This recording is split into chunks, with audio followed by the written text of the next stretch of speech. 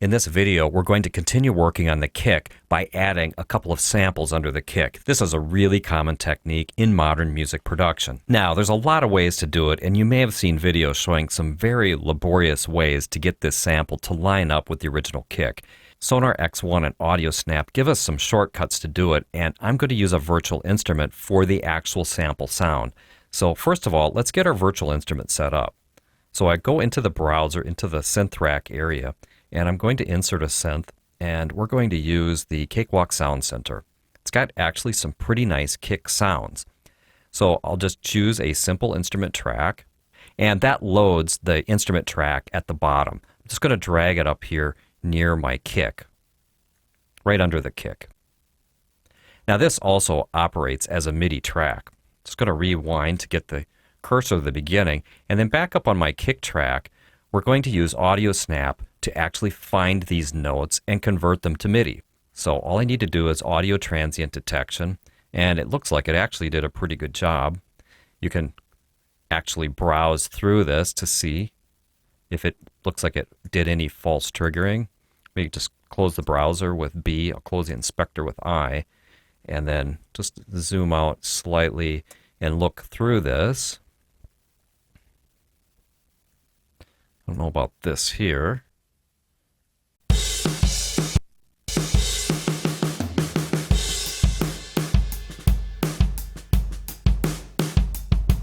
Yeah, that looks just fine. So it looks like we've got great transient detection with Audio Snap without doing anything other than turning the audio transient detection on. I want to make sure I rewind to 0. To do that, I'll just click RTZ up here, and I'll just zoom out just a little bit.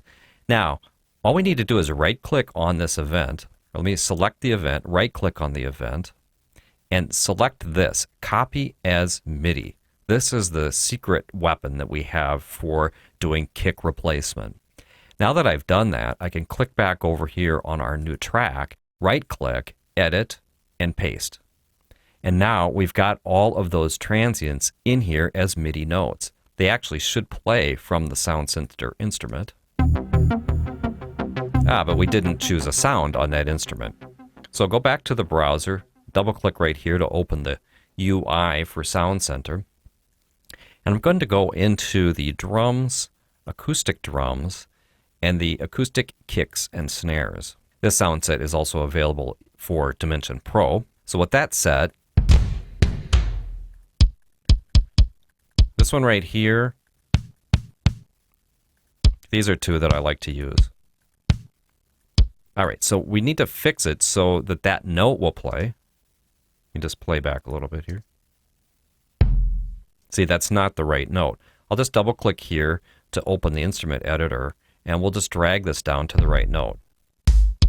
There it is.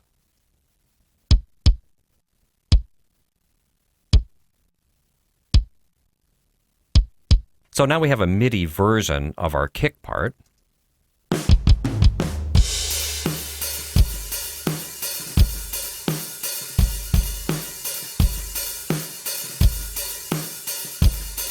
Sounds like it might not be quite lined up, and I don't want it as a MIDI part anyway. I want to convert this to audio.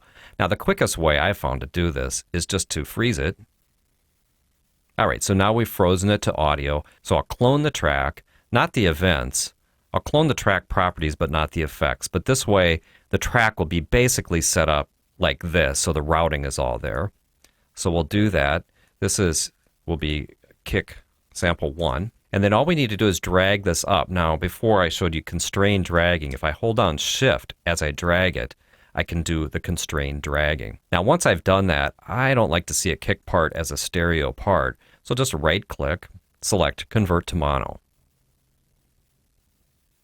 Now, it sounded like that sample might be a little bit early. Let me mute this one here. We'll solo these two.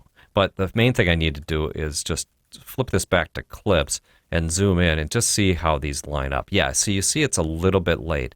All we need to do is slide this back. They should all be pretty much aligned with each other. Let me zoom in even more. Get this basically lined up. Zoom out.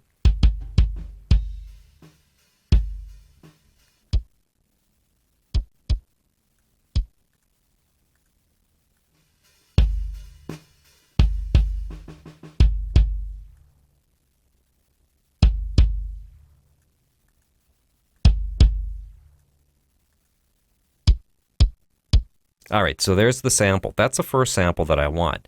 Now back over here on this track, I'm going to unfreeze it.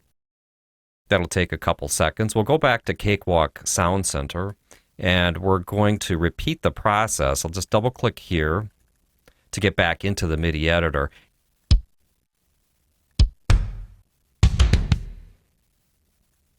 And I should play this.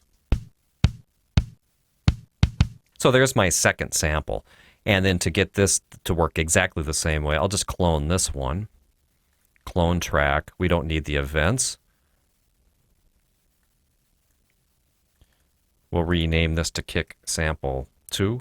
And then on our instrument track, I'll go ahead and freeze this track.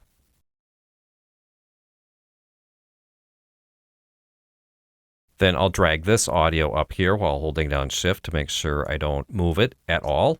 And I'll put this up near my original kick track, and we'll adjust the timing if necessary. It's a little bit late, so we'll just bring that in. We want to get it to basically line up with that part. We'll zoom back out, and with that set up like that, we can either mute this or we can delete this track entirely because we're finished with this.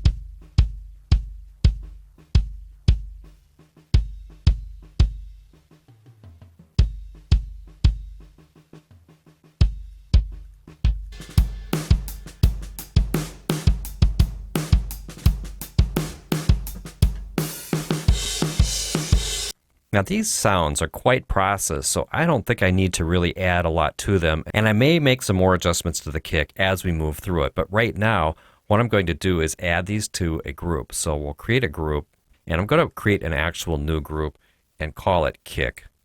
And then choose color. I think this green is just fine. And then we're going to assign all of these to the kick. That way I can adjust the overall level of these, of the two samples along with the original kick.